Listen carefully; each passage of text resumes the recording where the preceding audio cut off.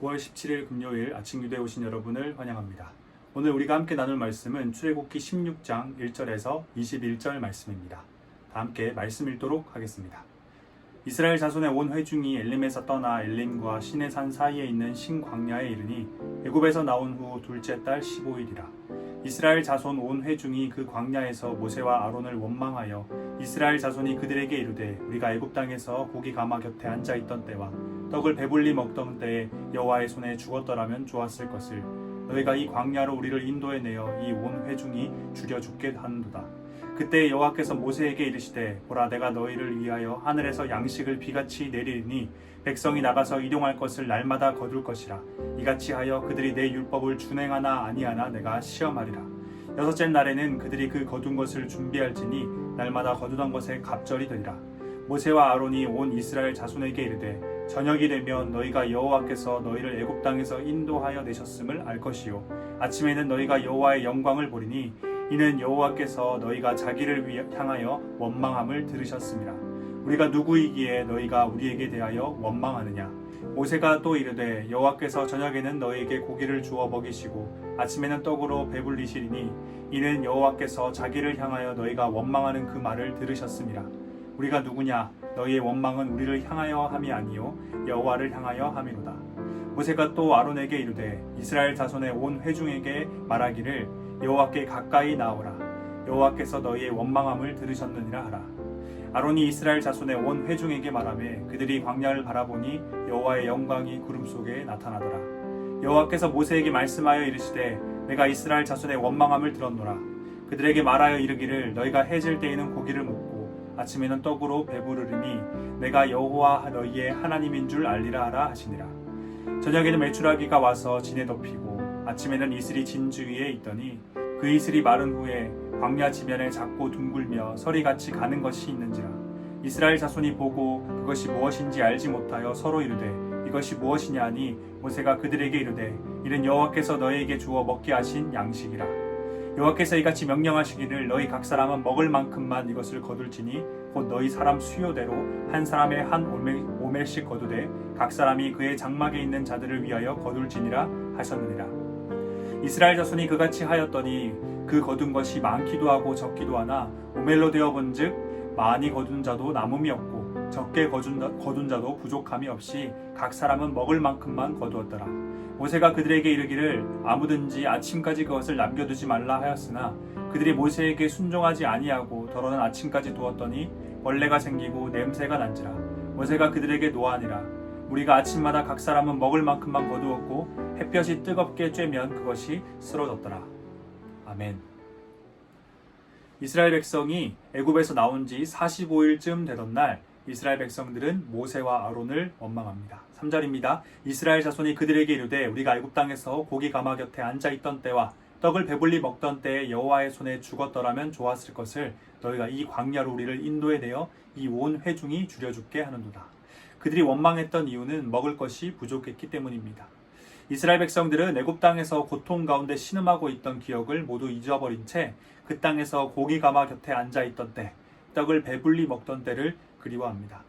이스라엘 백성들은 자신들의 신음소리를 들으시고 조상들과의 약속을 기억하사 놀라운 능력을 베푸시며 구원하신 하나님을 잊어버렸습니다. 그래서 그들은 자신들을 애굽에서 이끌어내어 광야에서 굶겨 죽게 한다고 말합니다.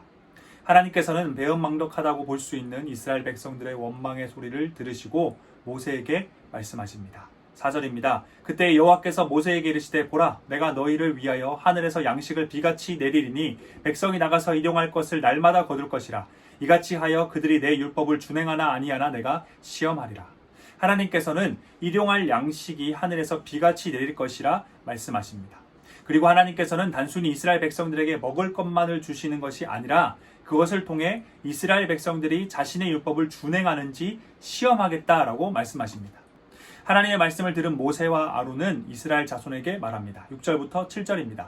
모세와 아론이 온 이스라엘 자손에게 이르되 저녁이 되면 너희가 여호와께서 너희를 애굽 땅에서 인도하여 내셨음을 알 것이요 아침에는 너희가 여호와의 영광을 보리니 이는 여호와께서 너희가 자기를 향하여 원망함을 들으셨음이라.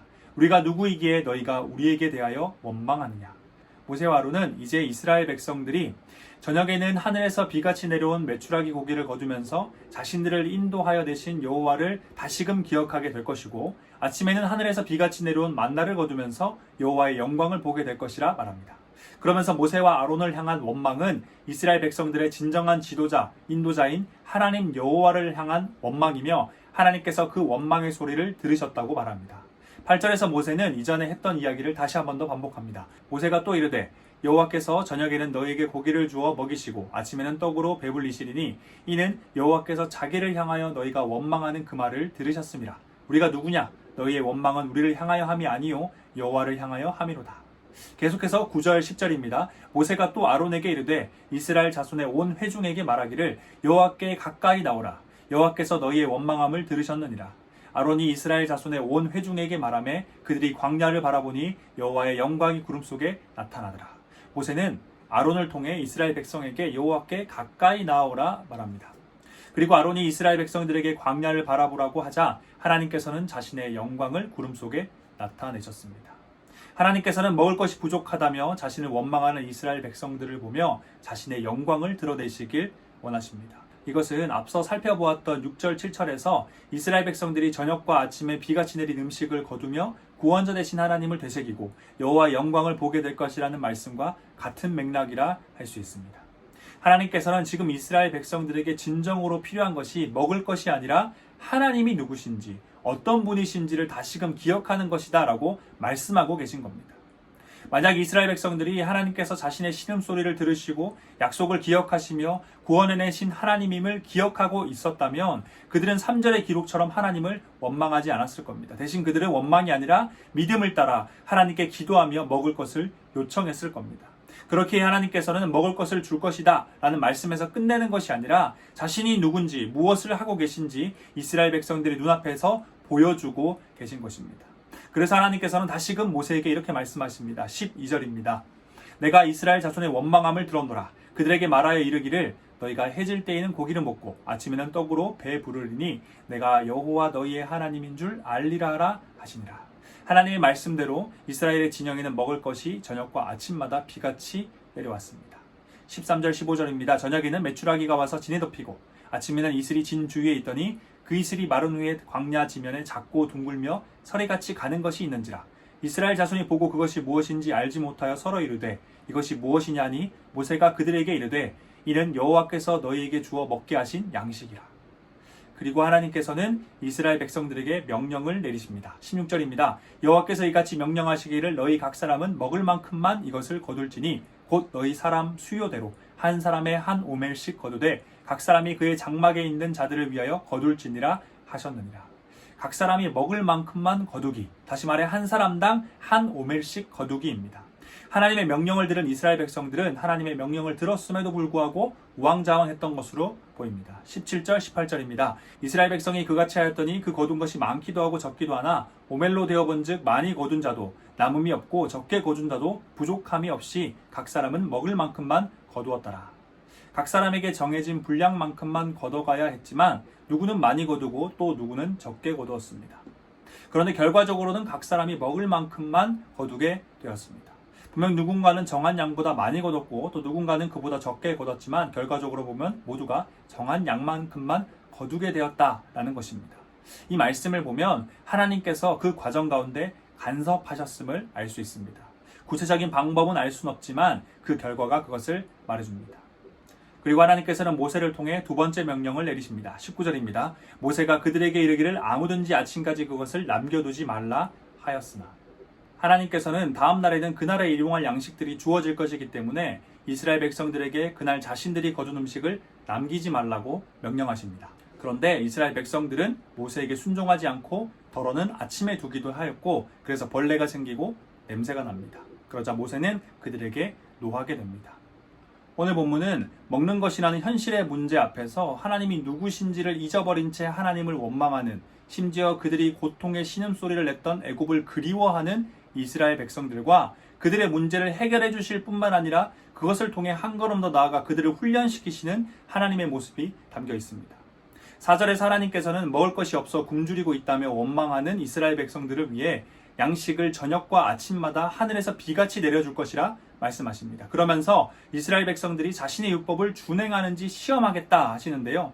여기서 시험이라는 표현은 앞서 말씀드린 것과 같이 이스라엘 백성들 중 누군가를 합격시키고 탈락시킨다는 의미보다는 그들을 훈련시킨다는 의미입니다. 오늘 본문 속 하나님의 명령을 정리해보면 두 가지의 훈련을 찾을 수 있습니다. 16절에서 하나님께서는 각 사람이 그날 먹을 만큼만 양식을 거두라고 말씀하십니다. 그리고 19절에서는 그날 거둔 양식을 다 먹고 아침까지 남겨두지 말라고 말씀하십니다. 그날 먹을 만큼만 양식을 거두라. 그리고 거둔 양식은 다 먹고 아침까지 남겨두지 말라라는 이 말씀은 아무런 먹을 것과 마실 것 없는 광야 한가운데 있지만 오늘 내 앞에 놓은 이 음식을 다 먹더라도 하나님께서 다음 날에도 새로운 양식을 주실 것이다 라는 믿음을 가지도록 합니다. 그리고 그 믿음을 따라 욕심을 부리지 말고 자족하며 오늘의 양식만을 거두며 또 거둔 양식은 내일을 위해 남겨두지 말고 다 먹으라는 이 말씀은 순종의 태도를 가지도록 합니다. 하나님께서는 매일매일 그날에 먹을 것을 허락하심을 통해 광야에서 나의 삶, 우리의 삶을 책임져 주실 분은 그 누구도 그 무엇도 아니라 오직 하나님 한 분뿐임을 깨닫고 자신을 온전히 믿길 원하셨습니다. 이것이 오늘 본문에 담긴 하나님의 첫 번째 훈련, 믿음의 훈련입니다. 그리고 그 믿음에 따라 그날 먹을 만큼만 거두고 또 내일을 위해 남기지 않는 것을 통해서 욕심부리지 않고 자족하며 순종의 태도를 보이길 원하셨습니다.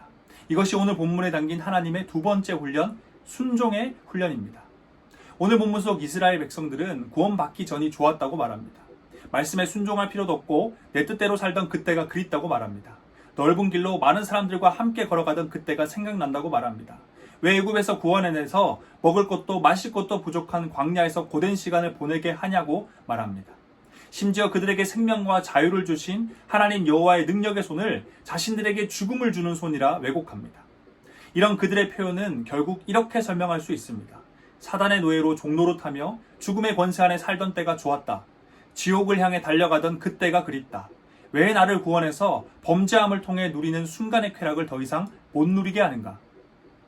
이스라엘 백성들은 신실하게 약속을 기억하며 그 약속을 지키시는 하나님을 잊어버렸습니다. 자신의 백성들의 부르짖음과 신음의 귀를 기울이고 응답하신 하나님을 잊어버렸습니다. 내가 너의 하나님이 되고 내 인생의 모든 시간 동안 너와 동행하며 인도하고 보호하겠다. 그리고 마침내 약속의 땅 하나님의 나라로 들여보내겠다 하신 하나님의 말씀을 잊어버린 것입니다. 사랑하는 대학교의 성도 여러분, 우리는 우리에게 생명과 자유를 주신 하나님을 잘 기억하고 있는지 돌아보길 원합니다. 오늘 본문에서 이스라엘 백성들이 배가 고프다며 하나님을 원망했던 것은 단순한 불만의 표현이 아니라 심각한 신앙의 위기였습니다. 그래서 하나님께서는 날마다 그들에게 양식을 주는 것을 통해 그들을 훈련시키고자 하셨습니다. 믿음의 훈련과 순종의 훈련은 하나님의 백성들로 하여금 하나님이 누구신지 그들의 마음속 깊이 되새기게 합니다. 저녁마다 아침마다 하늘에서 내려온 양식을 욕심부리지 않고 필요한 만큼만 거두고 집으로 그것을 가져와 자족하며 감사하며 남김없이 다 먹을 때 우리는 나의 인생을 책임지시는 하나님 나라에 들어가는 그날까지 눈동자같이 나를 지키시며 책임지시겠다 하신 하나님의 말씀을 저녁마다 아침마다 가슴 깊이 되새기는 것입니다. 하나님의 말씀에 순종하며 살아가는 삶이 답답하고 하나님을 모르는 사람들의 삶이 부럽다면 허락된 나의 삶에 만족하기보다는 언제나 만족하지 못하고 욕심이 생긴다면 하나님의 나라가 기다려지고 소망이 되기보단 세상의 나라가 기다려지고 소망이 된다면 그리고 나에게 하나님은 어떤 분이시냐라는 질문에 감격하고 감사하며 기쁨으로 답하지 못한다면 우리는 지금 심각한 신앙의 위기에 있음을 깨달아야 합니다. 만약 이런 모습이 우리 가운데 있다면 우리는 믿음의 훈련과 순종의 훈련에 적극적으로 참여해야 합니다. 하나님께서 다음 날에도 어김없이 양식을 내려주실 것입니다. 세상에서는 미래를 대비하기 위해 필요한 것들이 무엇이다라고 말하며 수많은 이야기를 쏟아놓고 있습니다. 인생을 제대로 살려면 하나님은 없어도 이건 있어야 한다면 우리를 유혹합니다. 하지만 광야에서 살아갈 수 있는 유일한 방법은 하나님뿐임을 잊지 않길 원합니다. 광야 가운데 날마다 이스라엘 백성들의 필요를 따라 먹을 것과 마실 것을 공급하시고 뿐만 아니라 그들의 옷과 신발까지도 책임지셨던 하나님, 갈 바를 알지 못하는 그곳에서 구름기둥과 불기둥을 통해 이스라엘 백성들을 보호하시며 약속의 땅으로 정확하게 들여보내셨던 하나님을 아침마다 저녁마다 되새기며 내일에 대한 두려움과 걱정에 사로잡히지 말고 담대히 살아갈 수 있길 원합니다. 또한 우리는 하나님께서 먹을 만큼만 거두고 내일을 위해 남겨두지 말라 하신 것을 기억해야 합니다. 각종 다양한 SNS와 방송에서 더 큰 것, 더 멋진 것, 더 아름다운 것을 자랑하며 우리로 하여금 더 욕심 부리도록, 그래서 더 많은 돈을 가지고 싶도록 만들고 있지만 우리는 지금 우리의 삶에 만족할 수 있어야 합니다.